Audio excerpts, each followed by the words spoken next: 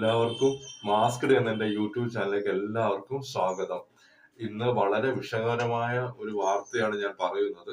പ്രമുഖ സീരിയൽ നടനായ ദിലീപ് ശങ്കറിനെ തിരുവനന്തപുരത്തെ പ്രമുഖ ഹോട്ടലിൽ മരിച്ച നിലയിൽ കണ്ടെത്തിയിരിക്കുന്നു.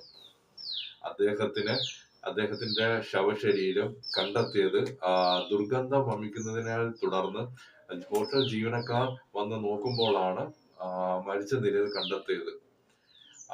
അദ്ദേഹത്തിന്റെ സുഹൃത്തുക്കൾ പറയുന്നത് അദ്ദേഹത്തിന് കാര്യമായ ആരോഗ്യ പ്രശ്നങ്ങൾ അലട്ടിയിരുന്നു.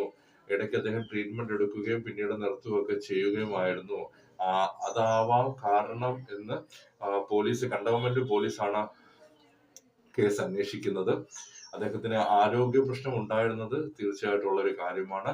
വളരെ നല്ലൊരു നടനായിരുന്നു. എനിക്കെല്ലാം ഒരുപാട് ഇഷ്ടമുള്ള നല്ലൊരു നടനായിരുന്നു. ഫ്ലവേഴ്സിലെ പഞ്ചാഗ്നിയിലെല്ലാം അഭിനയിച്ചു കൊണ്ടിരിക്കുകയായിരുന്നു. അദ്ദേഹത്തിന്റെ മനസ്സ് നിറഞ്ഞ ആദരാഞ്ജലികൾ.